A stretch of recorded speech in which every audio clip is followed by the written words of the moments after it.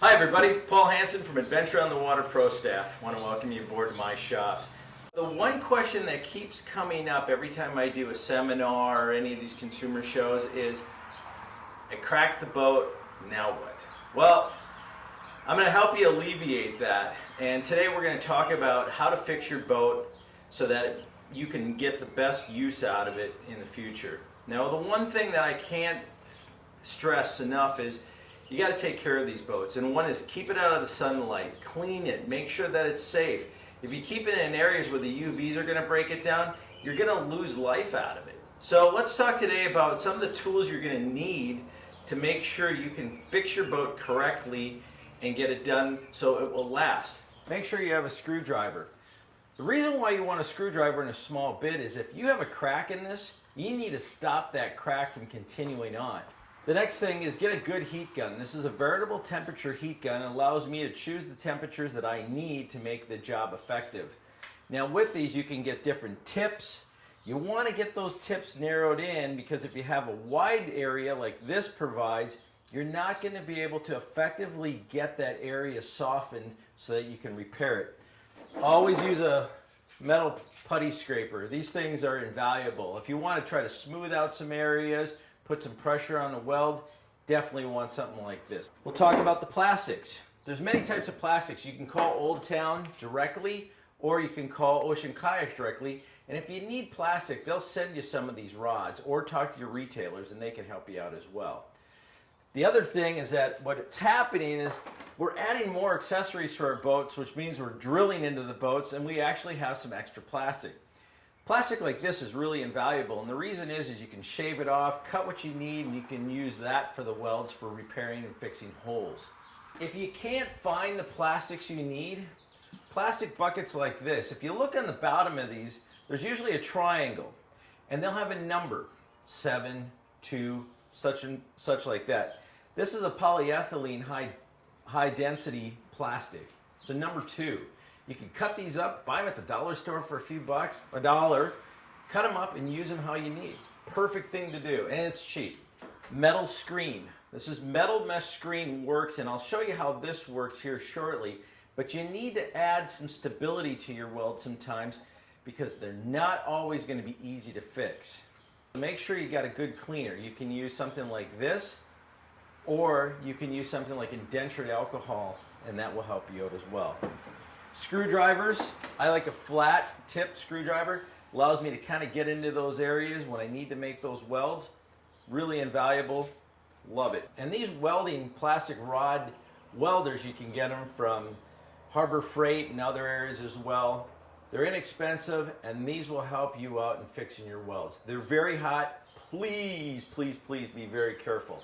I also like to use a Dremel, and that will clean out the area. Sometimes you need to get deeper into that crack in order to get a nice base weld in there. So today's issue is we had a boat that was neglected.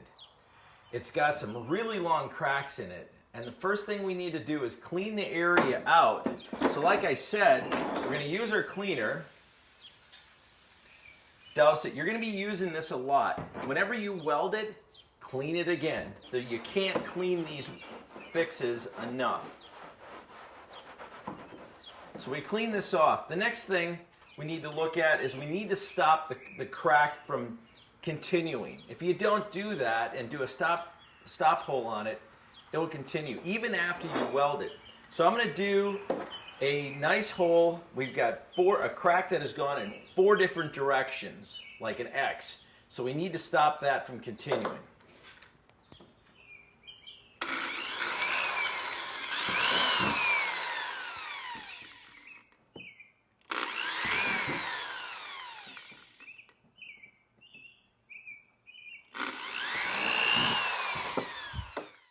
Since we have a crack that is split like an X, we have to approach it in a couple different facets. One, I need to get it lifted up.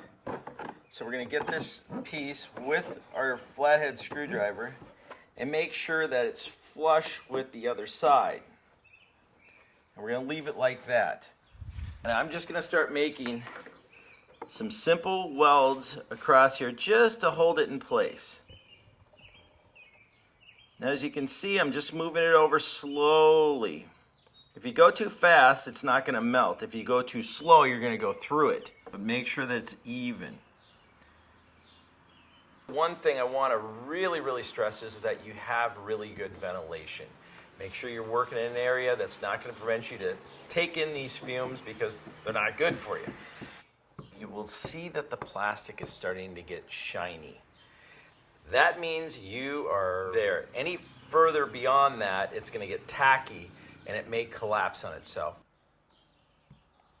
Let it cool, and if you need to make this quick, keep a bag of ice with you, and then that way you can cool it down much quicker. We want to make sure that it's sufficiently cooled before we manipulate the plastic anymore with a screwdriver or scraper. Once that's cooled down completely, then we can continue to work on the other cracks that are in this project that we have today. Okay, now that we've got the weld tacked together for the initial part of this repair, we're going to go ahead and take some light sandpaper and just kind of take the edges off.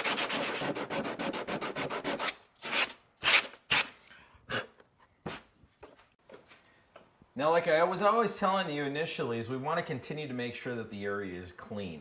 You know, my hands are got grease on them, and you know the dirt's starting to come out of this plastic. So let's continue to make sure that we keep it clean. Now, over and over, the question comes to be, is this going to look like it never happened? No. But the repair will be done, and you will still get continuous life out of your boat.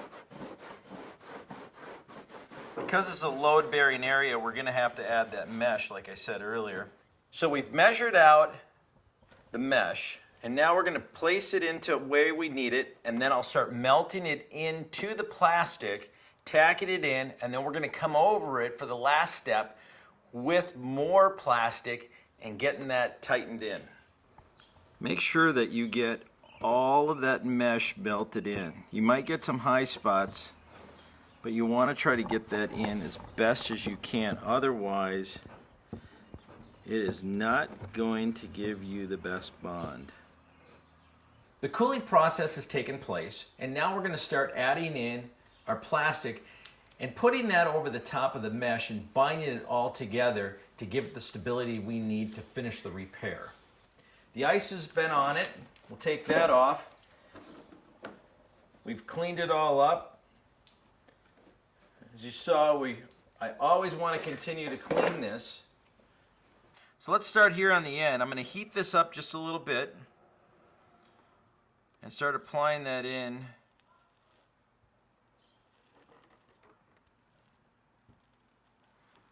It's going to be a slow process. This is probably the most tedious and long process of the whole repair. Make sure you go a little bit off of the mesh so that it will adhere to the plastic.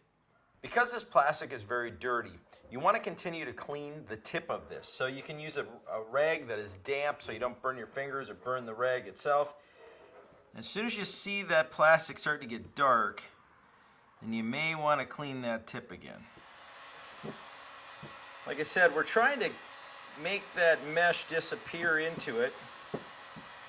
And we're just going to work it on through, smooth it out. But the final step will be is coming over with the heat gun and the plastic scraper and try to smooth everything out. All right, with heat gun in place, I use this tip, and this tip is going to allow me to get a nice smooth positioning. Now, like I was saying, we're looking for the plastic to kind of give it a shiny look to it.